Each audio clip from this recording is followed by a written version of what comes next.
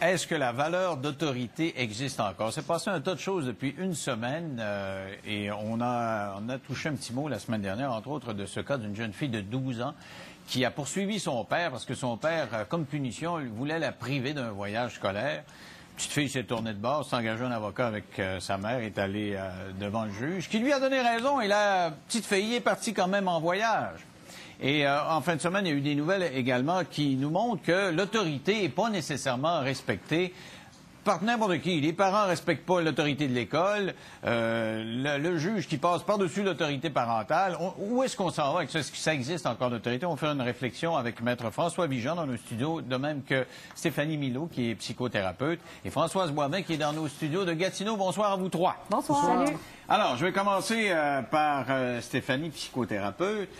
Comment vous avez réagi quand vous avez vu ça, petite fille de 12 ans là, qui poursuit son papa, qui dit « OK, tu as la garde légale, mais moi, je conteste ça devant la cour et j'ai gagné. » Bien, trois choses. Hein. Moi, je me demande quel message on envoie à nos ados. Hein, on leur dit, quand ça fait pas ton affaire, ton père t'a donné une punition trop sévère, ben va en cours et tu as des bonnes chances de gagner. Deuxièmement, on envoie quoi comme message aux parents?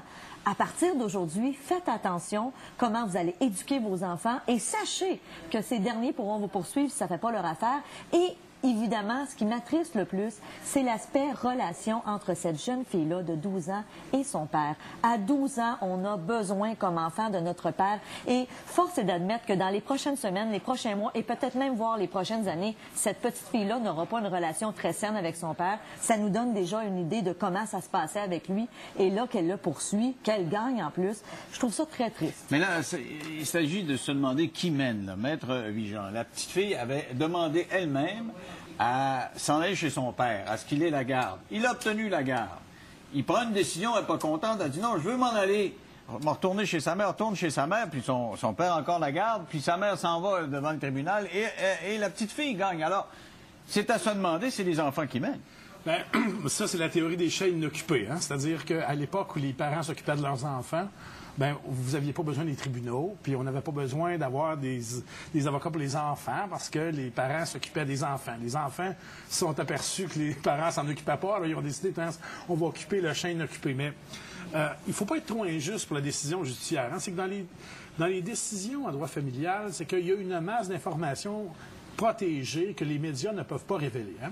Alors, on n'a pas assisté à la preuve et il y a des motifs auxquels on n'a pas accès, parce que comme c'est confidentiel, parce que c'est des causes familiales qui font l'objet du huis clos, alors il y a une masse d'informations à laquelle on n'a pas accès. Ça va?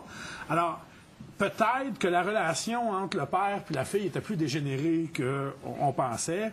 Puis, à chaque fois qu'on trouve des décisions judiciaires illogiques, elles le sont souvent moins quand on a accès à toute la preuve, ce qu'on ne peut pas avoir ici. OK, là, attention, c'est l'avocat qui parle. Parlez-moi comme un père de famille. Le père de famille qui dit à sa petite fille, tu vas faire ça, puis elle le fait pas, puis fait 3 fois qu'elle le fait pas, puis on dit, la conséquence, c'est que tu n'iras pas à ton voyage scolaire. Puis là, le juge, il dit, non, t'as beau y aller. Comment on fait pour les enfants? Moi, je viens de la génération où si j'avais une punition à l'école, là, je comptais pas ça à la maison, ça va? Parce que c'est clair que je n'avais une deuxième, ça va? Peu importe la raison. On donnait raison au professeur. Non, ça, tu gardais ça pour toi pour être sûr que ça aille bien. Alors, je suis d'une autre génération. Ça va? Je suis de la génération des enfants qui n'avaient pas besoin d'avocat à l'époque, ou pour la plupart, parce que ça marchait autrement.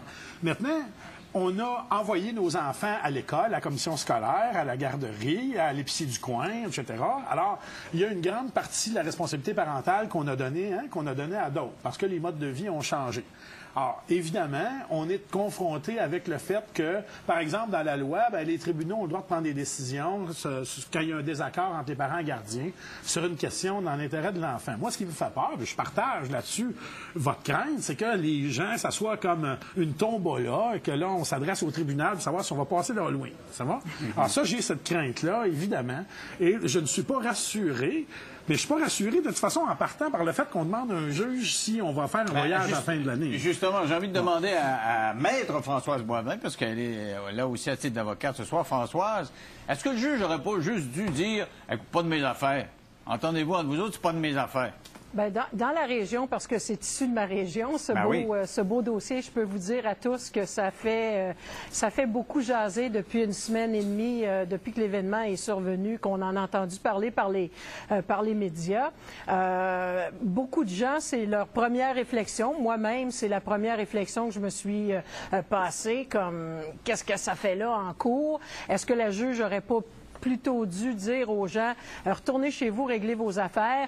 J'écoute François qui nous parle on est dans une génération où les parents s'occupent pas des enfants. Ici, on a un cas d'un père qui a décidé de mettre son pied à terre, de discipliner. Puis on parle pas de battre un enfant, on parle pas de l'enfermer pendant 10 ans quelque part dans un cellier, pas de nourriture. Là, on parle pas d'une espèce de punition là, qui rendrait tout le monde complètement gaga d'en entendre parler. On parle d'un voyage qui est annulé parce que le père décide que l'enfant a peut-être pas été assez fine avec sa nouvelle conjointe. En tout cas, ça, c'est les faits qu'on a entendus, nous autres, dans la région ici.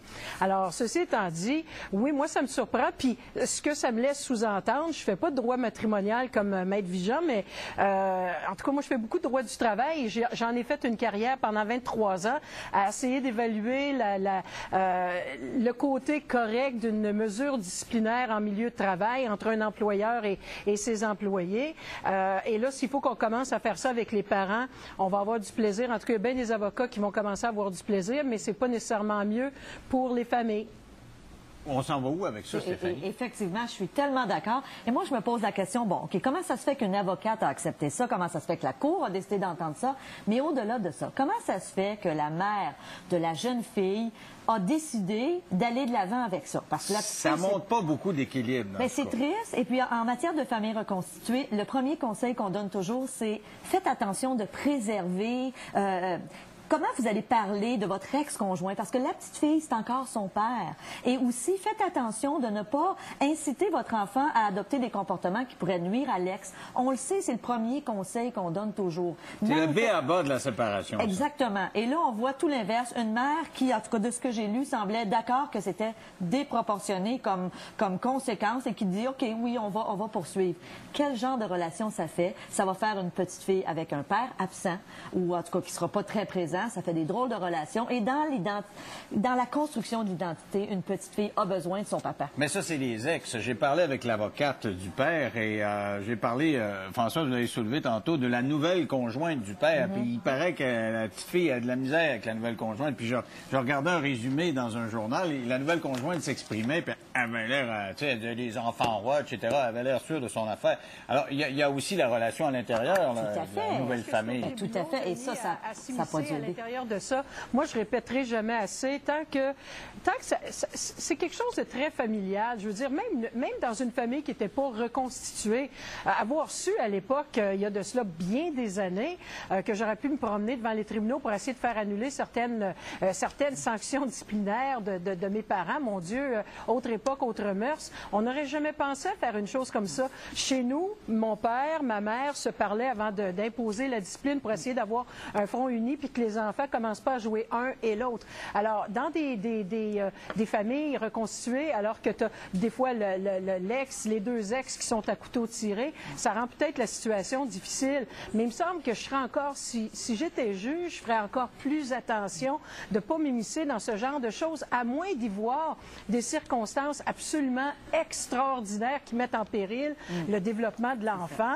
Puis je parle pas juste des voyages, là, c'est peut-être un merveilleux voyage, mais un voyage de 6e année, là, ça te marque jusqu'à un certain point, mais je pense pas que ça fasse ta vie pour le restant de tes jours. Maître Vigent, c'est quand même pas exceptionnel qu'un enfant soit représenté par un avocat ou une avocate. Quand c'est le temps d'établir la garde, souvent, on nomme un avocat. Ouais, c'est malheureusement une mode. Moi, j'étais pas pour ce genre de processus-là. Là. J'ai pratiqué le droit bien avant que les enfants aient des avocats, puis ça marchait pas pire, je vous le dis. Quand on parlait d'équilibre tantôt, vous savez, quand on parlait d'équilibre dans les cas de séparation qui se rendent jusqu'au tribunal, là, je vous jure que c'est un exercice assez difficile. L'autre problème qu'on a, c'est que... Attention, c'est important ce que vous me dites là. Vous êtes une fois rendu au tribunal et plus rien à faire. Écoutez, quand on a essayé la médiation, ça n'a pas marché, puis on est rendu devant le juge, l'équilibre, souvent, il n'est pas roi. L'autre problème qu'on a, c'est que ici, on a deux parents. Je serais plus inquiet dans le cas de deux parents qui ont une idée différente de l'enfant, puis c'est l'enfant qui gagne. C'est pas rare. Ici, c'est spectaculaire à cause de l'âge de l'enfant et de la nature de ce qu'on prive un voyage. Mais dans des cas où les deux parents sont pas d'accord sur une mesure, ça va, c'est pas si rare que ça qu'on s'adresse au tribunal puis qu'on dise, écoutez, est-ce que l'enfant va aller à telle école, est-ce qu'il va aller au bal, est-ce qu'il ira pas? La seule chose qui m'inquiète énormément, c'est que, et je reviens à la théorie des chaînes occupées, c'est que la publicité de cette décision-là va faire en sorte que ça va devenir, je crée un sweepstake, carrément, là. C'est-à-dire, et François, ma collègue, tantôt, il faisait allusion, c'est de dire, écoutez, moi, c'est l'Halloween, il y en a un autre que ça va être la Ligue de balle, l'autre, ben, ça va être emmener de la vodka au party du jeudi soir. Bon, là, non, si on s'est posé la question pour le voyage de fin d'année, écoutez... Il faut qu'il y aura une punition pour la contester. Oui, et puis déjà, nous, on vit ça, c'est-à-dire, ben, si ça ne fait pas, je vais appeler la DPJ, puis, hey, tu m'as donné une claque il y a 2 ans, puis bon, bon. Alors, on est déjà confronté à ça. Alors, ce genre de décision-là, c'est pas... L'autre chose, c'est que les parents ne sont pas dus de prendre les meilleures décisions au monde non plus. Hein? Pour être parent, pour avoir le droit d'être parent, d'exercer l'autorité parentale, c'est pas marqué dans la loi qu'on doit avoir 97 au bulletin de fin d'année. Bon. Alors, les tribunaux doivent intervenir, évidemment, uniquement dans des cas où c'est absolument excessif. Mais ici, il faut le rappeler, il y avait 2 parents des 2 côtés, puis le juge, souvent, se retrouve dans une situation où il y a deux côtés, puis il doit choisir, puis il n'a pas accès à virer 30 sous sur le bureau. Là. Alors, c'est peut-être un peu ça qui est arrivé ici, mais j'ai peur des effets de la publicité de la décision. On ne crée pas un précédent. Alors, si vous voulez, on fait une pause. Au retour, on parlait. Là, on a parlé de l'autorité parentale, mais il y a aussi, vous l'avez souligné tantôt, vous avez dit, moi, quand j'arrivais chez nous, je me vantais pas d'avoir été l'objet d'une décision à mon endroit à l'école. Il y a eu un bal. En fin de semaine, et il y a une dizaine d'étudiants de l'école qui ont été bannis du bal. C'est la direction qui avait décidé ça parce qu'ils avaient participé à une activité puis ils n'avaient pas eu un comportement adéquat. On a dit, vous n'aurez pas de bal. Décision de la direction. Il y a des parents qui étaient en fusil puis qui contestaient ça. Là, c'est direction qui décide, parents qui contestent. Où est-ce qu'on est rendu en termes d'autorité après la pause? Alors, on réfléchit sur la valeur d'autorité dans notre société, cette fois sur ce cas qui a été soulevé dans le Journal de Montréal en fin de semaine. Un bal est organisé, le bal de fin d'année au secondaire, comme dans toutes les écoles. Mais il y a une dizaine d'élèves qui ont été bannis parce qu'ils ont participé à une espèce ils appellent ça un food fight. Ils se sont lancés de la nourriture à la cafétéria. Ils ont fait un tas de dégâts. Et la direction, bien, ces culottes, dit, il y en a 10 qui ne participeront pas. Il y a des parents qui sont montés aux barricades pour dénoncer dans le journal le fait que leurs enfants n'étaient pas au bal. Alors, Françoise, qu'est-ce que vous dites de ça? Bien, à un moment donné, il va falloir qu'on se fasse une idée puis qu'on soit conséquent avec nous-mêmes. Parce que je sais que souvent, les parents veulent que les écoles respectent leurs décisions. Il me semble que c'est une autoroute à 2 voies, ça. Il faut que ce soit la même chose, le même concept de l'autre côté. Ça ne veut pas dire, par contre, et là où je n'ai pas nécessairement tous les détails, est-ce qu'il y a eu des tentatives de discussion? C'est sûr que ça peut passer pour une décision un peu raide que de couper le bal de finissant pour une bataille de nourriture dans une cafétéria et ainsi de suite. D'un autre côté, je pense qu'il faut aussi que les parents respectent les décisions des directions d'école pour qu'il y ait ce système de confiance qui s'installe entre les deux. Mais on est dans un drôle de système présentement parce qu'on dirait qu'un ne fait pas confiance à l'autre et vice-versa. Vous dites que c'est une grosse punition de ne pas aller au bal. Je veux dire, je ne veux pas faire dans mon temps, mais nous, les clercs Saint-Viateur, si on avait fait ça dans la cafétéria, pour moi, un claque ça gueule. T'aurais pas vécu jusqu'au bal. T'aurais pas eu de bal, toi non plus, mon Denis. Vous dites de ça, Stéphanie? Bien, effectivement, les jeunes sont de plus en plus réfractaires à l'autorité. Ils connaissent leurs droits. Ce que vous disiez tantôt, hein, hey, moi, là, si tu fais ça, je t'amène à la DPJ. Combien de fois j'ai entendu des parents me dire ça? Ils connaissent leurs droits aujourd'hui. Là, avec ce qu'on a entendu tout à l'heure dans le premier cas, c'est inquiétant. Et là, de voir un collège qui, effectivement, met ses culottes, ben, moi, je trouve ça correct. C'est sûr qu'il y aura toujours des parents qui ne seront pas d'accord avec une décision comme ça. Les adolescents non plus, c'est normal. Mais tu sais, entre toi et moi, là, le bal définissant, je trouve pas que c'est si grave que ça. J'entendais ce matin le directeur, en tout cas, c'est mon opinion, le directeur de l'école... Françoise, elle a bien aimé ça, son bal. C'est ça, mais le directeur de l'école qui disait, écoute, c'est du vandalisme qu'ils ont fait, ils ont classé ça de cette façon-là. Et c'est pas acceptable, donc effectivement, tu vas pas à ton bal. Et c'est à peu près la seule prise qu'ils ont sur eux, hein, parce qu'ils finissent l'école ben là, elle est finie, l'école. Ouais. Donc, c'était une façon pour eux de sanctionner. Maître Vigent, voir les parents dans le journal, là, que ça n'a pas d'importance en bout de piste que la décision de l'école soit bonne ou mauvaise. C'est que comment voulez-vous montrer à des enfants le respect de l'autorité si les parents eux-mêmes disent « Moi, je suis pas d'accord, puis je proteste ». Vous savez, la pomme, elle tombe jamais loin du pommier. Hein? Alors, l'enfant qui voit ses parents protester contre l'autorité eux-mêmes, mais là, après ça, vous ne pouvez plus revenir en arrière. Le génie sorti de la bouteille. J'entendais à quelque part quelqu'un qui disait que c'est souvent que les parents se sentent coupables eux-mêmes quand leurs enfants sont punis à l'école. Dans les familles reconstituées, on voit ça souvent. Hein? L'enfant qui va chez son père une fin de semaine sur 2. Alors, quand il arrive chez papa se sent coupable parce qu'il n'a pas vu son fiston depuis 2 semaines. Alors, il l'achète. Et ça, on voit ça très souvent. Et il y a des lois différentes dans une maison et dans l'autre. Donc, l'enfant, il n'y a plus trop de repères. Alors, oui, effectivement, on voit ça de plus en plus, et il y a de plus en plus de familles reconstituées. Alors, l'autorité, c'est pas évident. Bon, mais je pense qu'il y a 2 choses ici. La première, les parents, c'est sûr qu'il y a une certaine source de frustration, parce qu'un bal de finissant, sérieusement, quand je regarde ce que c'est maintenant, comparativement à ce que c'était dans mon jeune temps. C'est sûr, ils achètent des robes à 500 maintenant. Alors, il y a beaucoup de sous d'investis là-dedans. Alors, je me demande jusqu'où la frustration des parents était réellement liée à la décision comme telle, la punition, que plutôt le fait que, bon, voici, on a pris un paquet d'argent, puis on a après ça dans les toilettes, puis on a flushé le tout. Ça, c'est d'une part. Deuxièmement, pour la direction d'école, il restait pas beaucoup de méthodes de discipline qu'on pouvait mettre en branle, et puis les étudiants s'en vont. C'est notre dernière chance de contact de pouvoir les discipliner. Alors, on les discipline là où le bas va blesser, et c'est tout. Alors, en tout cas, moi, je pense que c'est triste, mais effectivement, comme dit Stéphanie, si on veut que les parents apprennent à respecter aussi les décisions de la direction, ben c'est tout, c'est comme ça, ils l'ont imposé, et à moins que ce soit encore une fois carrément extrême, dangereux pour la santé d'un enfant, et ainsi de suite. Moi, je vois pas en quoi ça nous... il faut le respecter. Alors, parlant de moyens, justement, troisième volet de la discussion, c'est ce projet de loi sur la fessée là, qui est à l'étude au fédéral à Ottawa. On dit que dans d'autres pays, c'est déjà accepté. C'est-à-dire que c'est illégal de donner la fessée. Certains disent, écoutez, donner quelques tapes de temps en temps, ça peut être bon. Qu'est-ce que vous répondez à ça, vous, Stéphanie? Est-ce qu'il faut bannir, est-ce qu'il faut criminaliser la fessée? Mais le problème, c'est toujours les gens qui abusent. Hein? À mon avis, c'est pour ça qu'on fait des lois. Je veux dire, quelqu'un qui donne une tape comme ça à son enfant, est-ce que c'est si grave? Non. Mais le problème, c'est que ça se rend déjà souvent beaucoup plus loin. Est-ce que je préconise ça? Sincèrement, non. C'est pas nécessairement des méthodes que je vais préconiser de dire tape ton enfant. Il y a beaucoup d'autres façons d'éduquer un enfant. Il y a beaucoup d'autres manières d'agir. Maintenant, bon, ce projet de loi-là, est-ce que ça va passer? Mais la fessée, c'est quoi ça, la fessée, Maître Vigeant?